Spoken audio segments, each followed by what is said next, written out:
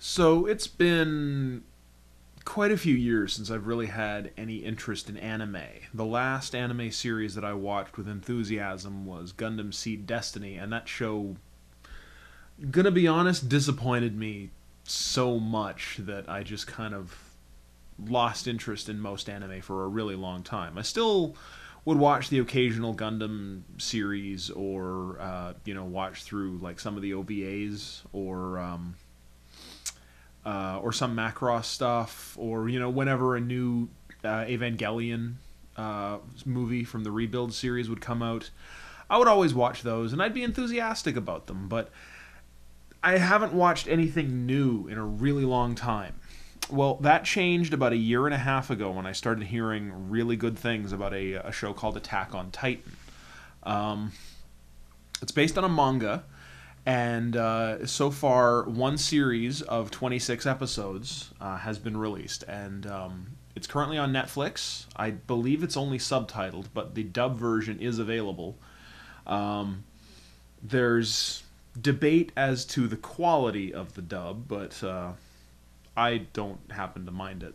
But it's a good show. The basic premise of it is that in an ambiguous future point in human history, basically the overwhelming majority of humanity has been wiped out and is forced to live behind these a series of walls, a series of walled fortresses, as protection against a race of creatures known as Titans, who mysteriously appeared about 100 years before the timeline of the show, and began attacking humanity, devouring humanity, in fact.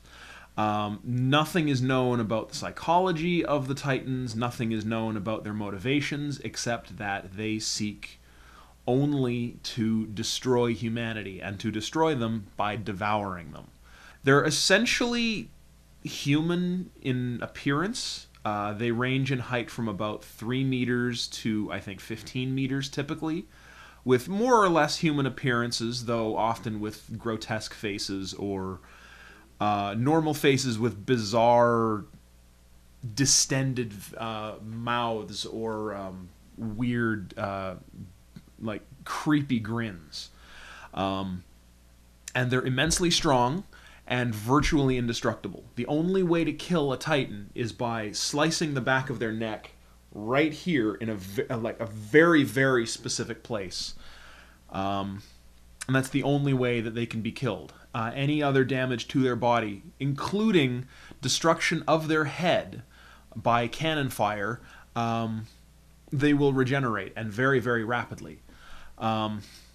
It's very difficult to capture a Titan to study them, so it's very, very difficult to understand exactly how they work and what they are. I think over the course of the series, 2 are captured, and someone murders them before any real studying can be done. But essentially, they're giant humanoids that eat people. And they're naked. They're always naked. They have no... They're not anatomically correct. I mean, they've essentially got like Ken doll anatomy.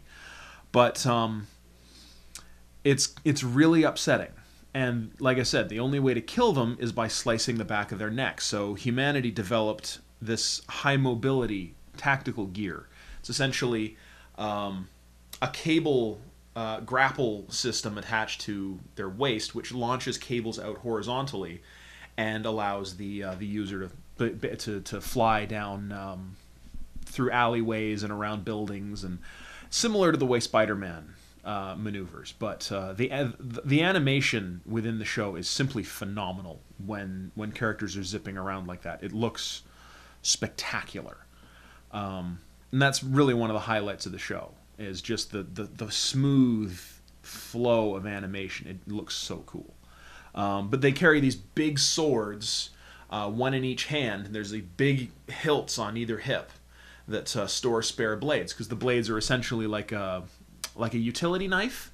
As the blade tips wear down, they snap off in segments, and you just grab a new blade out of your hilt.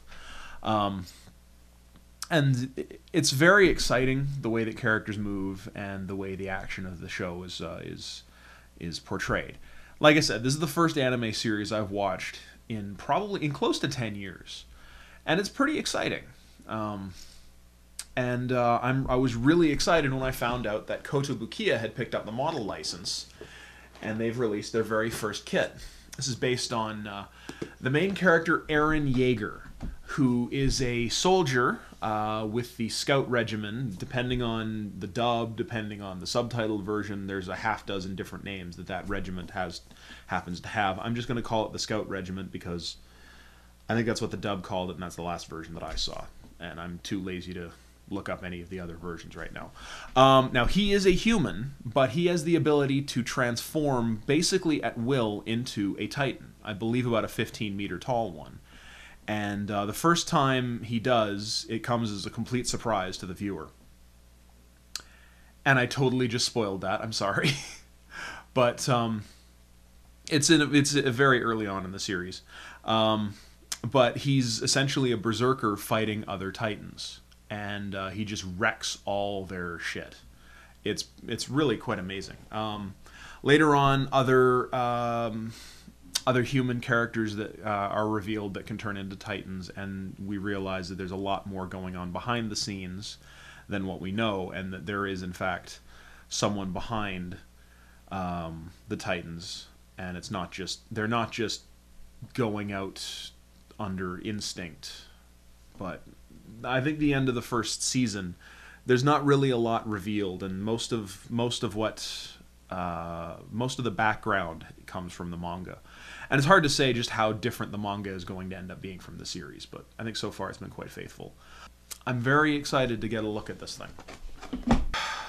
Box cover, I'm not sure if this is a piece of original art or if this is taken directly from the show, but it's very much in the style of the show.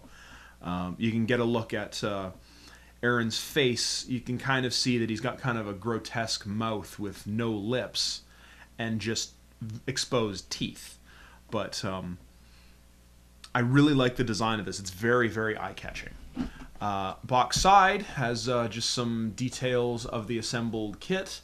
I believe it appears to have two different heads with closed mouth, open mouth, and I believe it says somewhere in here about moving eyes, but I'm not quite sure. Calls for articulation. Looks like it's going to have very mobile, very good articulation. So I'm eager to get this thing built. Other side, just a couple more photos and some warnings and whatnot. And then just reprints of the box art.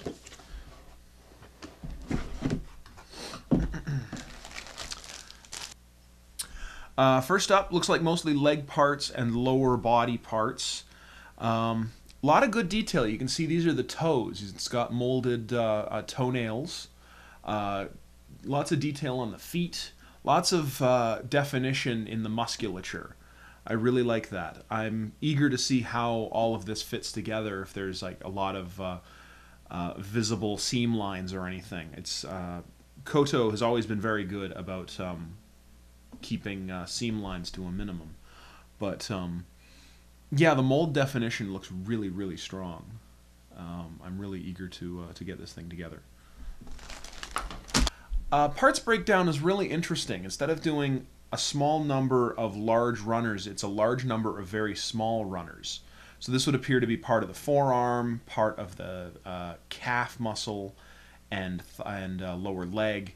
And I can't quite identify what that is. Probably part of the upper arm, maybe. But there seems to be a lot of these, rather than like the one big runner. Additionally, 2 sets of polycaps. Not a whole lot, mostly ball joints with a couple of hinges. This looks like 2 halves of the chest and back, so the upper body essentially. Socket for a ball joint, so the entire arm probably fits into a ball joint there. And then the torso itself snaps together to the lower body likewise with a ball joint. Molding is good, but there's a bit of a seam line You might be able to make out right on the edge there. So that's going to need to be cleaned up. But that's the kind of thing you can't really help. I mean, that's just where two halves of a steel mold come together. So how can you really avoid that? Not going to open this one up just now. This is our handsets. We've got 8 individual hands, pair of fists, pair of gripping hands, pair of open hands, pair of look like karate chopping style hands. Molding detail looks fantastic. There's creasing in all the knuckle joints. There's molded fingernails. These look great. I'm not sure how they're going to attach to the forearms, but I would guess there's a hole on the side of each of them. So I'm guessing there's probably a piece inserted and then a pin slid into the hole. But eager to get a look at the instructions and see how that's going to work. Okay. We've got a pair of identical runners here with some mechanical parts. So we'll just take a look at one. Ball joints. Some pins. I'm guessing these are for the hands. These probably fit into the hands and then are pinned in like that, as I suspected was the case, because those hands feel very rubbery. And then otherwise, just a lot of other joint parts. These are probably for the shoulder, probably for the hip, ankle maybe, and then some knee and probably elbow parts as well.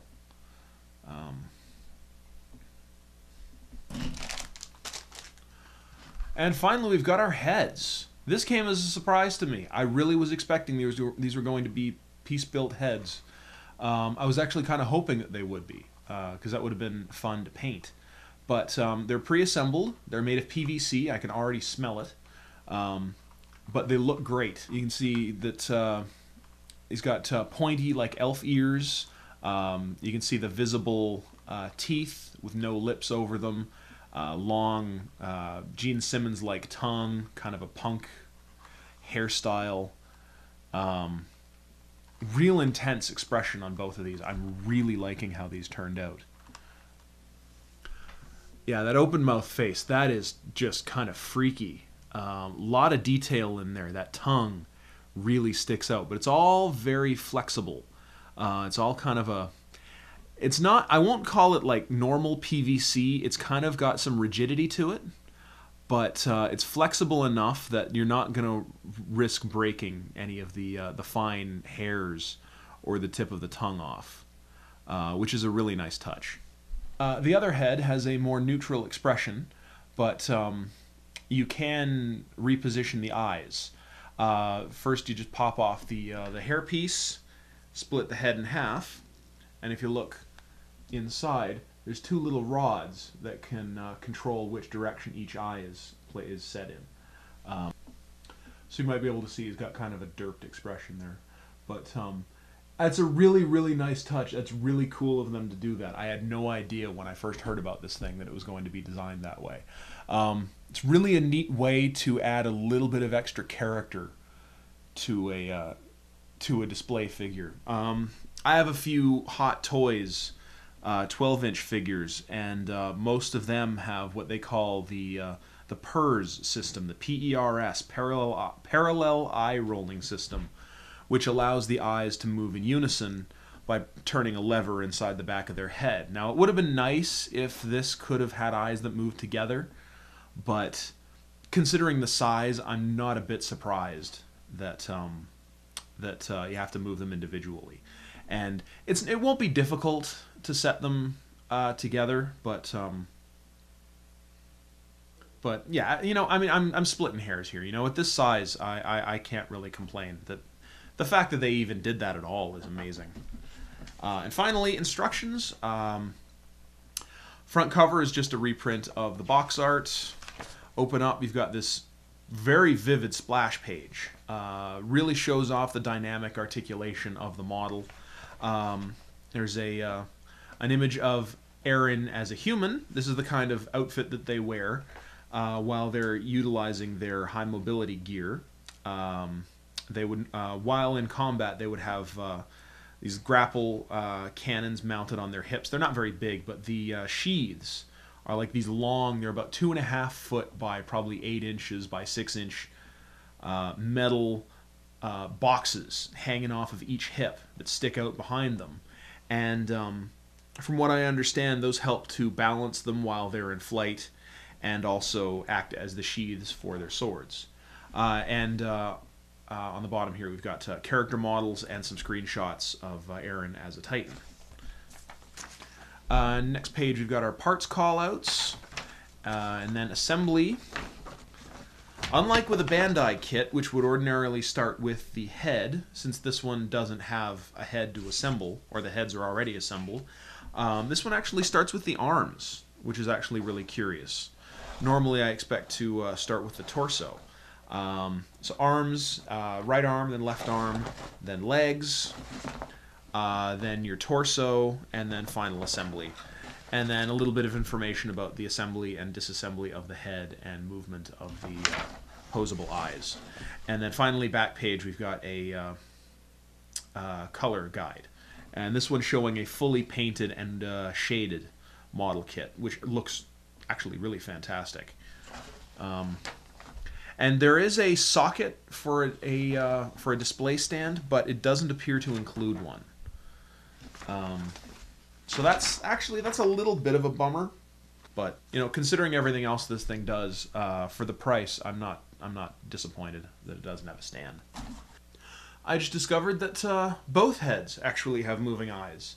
The screaming face also has the same moving eye gimmick. It's just a little bit more difficult to get into it to display it, and I'm going to have to play around with it a little bit, but these faces might actually be swappable, because the hair pieces are a little bit different. This one, you can see, is a little bit more wild, whereas the other one is more relaxed. The hair kind of dangles over his face a little bit more. So I don't know. I didn't notice if that was called out anywhere in the instructions. I didn't look closely enough, or on the box to notice.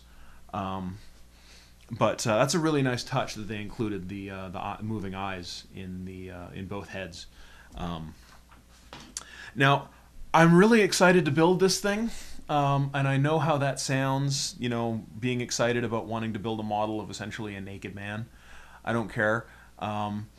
It's a really neat way, because you know, when you're doing a model of a character in armor or a character in some kind of clothing, it's easy to disguise seam lines, it's easy to disguise mold flash or joints, but when you're doing legitimately a naked character, you don't have that luxury. You don't have the ability to hide your joints.